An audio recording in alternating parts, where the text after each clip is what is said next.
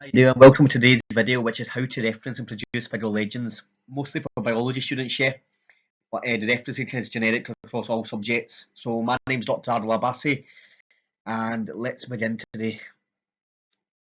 So, importance of referencing, as I mentioned in one of the previous videos, plagiarism you must avoid. It is an expulsion offence, yeah, and there's no excuse for it. UK universities and other Western universities will not take a very good view to this, yeah.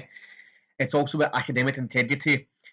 Are you able to show good practice and use other people's work correctly and reference it to acknowledge them? Have you done your research properly, or are you just going to lift stuff up, copy and paste, and just claim it as your own work? Right. One of the reasons we reference as well is to appreciate the author's work, make sure that it is known that this is their work and this is what they found, etc. You know, any hint of cheating, etc., any hint of this plagiarism, you're in big trouble. Yeah, and further point I want to add is always use the reference system which is advised by your school or department for your subject area. So when I was in my department, it was Harvard, yeah.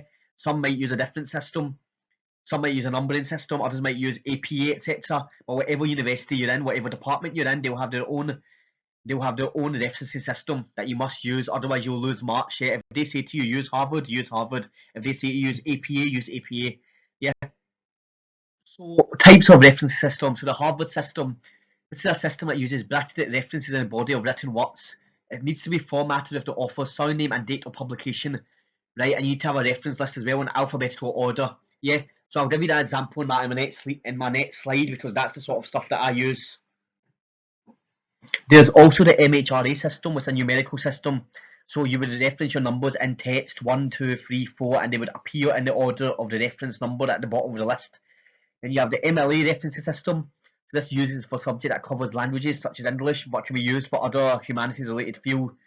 Yeah, and the difference is they've got no comma between the author and the page number. And then you have the Oxford style referencing, and that uses footnotes at the bottom of the page as instead of in-text citation styles. And that needs a superscript number to be inserted alongside the author's work that you're referencing. So let's have an example of some references. Right? This is using Harvard. So as I said, Harvard and numbering, right? So Harvard is without the numbering system. You use the 1, 2, 3, 4. Yeah, so I'll go over some examples here, right? So PNNs, which stands for perineural net. This is on my thesis, by the way. Have been shown to have reduced brevican levels but no alterations in aggregate expression in the absence of HAPL-N4, also known as BRL2, Curley and Verhagen 2021. So that is your in-text citation. That's where I got that information from, yeah. The second sentence, these models result in failed production of normal perineural nets. Giammanco et al. 2010. Notice for science and Harvard, the et al. Is in italics, yeah. For the first one, there's only 2 authors. That's why you just put the and sign. If there's more than 2, then you put the et al. And it has to be in italics. Consequently, vesican is emerging as a potential target within the control of information within various diseases. White et al. 2020. Now that's your in-text citation. So that's your in-text citations, yeah. But if you look at the reference list, you can now see that it's all in alphabetical. Carulli is first, then Giammanco, then White, and that's how they've done the referencing, yeah. So this is Harvard style, and as you can see, they've got their specific page numbers, etc., DOIs, etc. You know, the year. That's how you should do your references. So just briefly before I move on to figure legends, I just want to touch upon Harvard very briefly before, yeah. So that was Harvard, it was an alphabetical. See if that wasn't Harvard and it was a numerical system, the references would be in bracket. Instead of the Carulli and Verhagen et al, it would be 1, then the next sentence would be 2, then 3, and at the bottom it would be 1, 2, 3.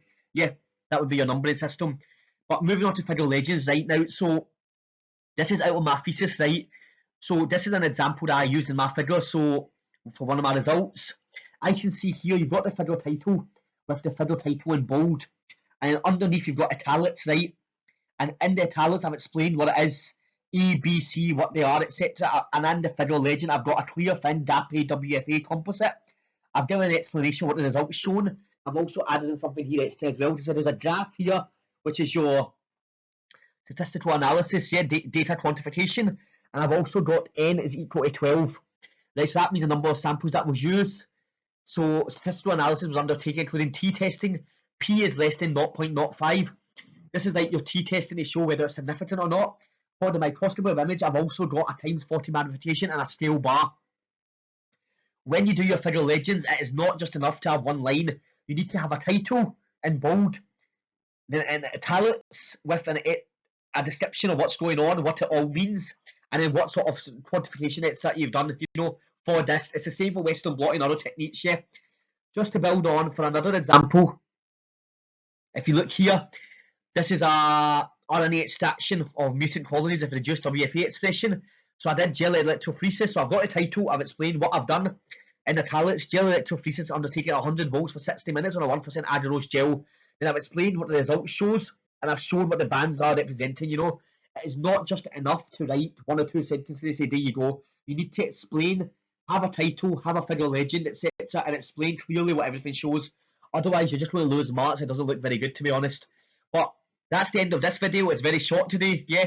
I hope you've enjoyed it, and if there's any more questions, please leave comments underneath and I'll be more than happy to help. Thank you.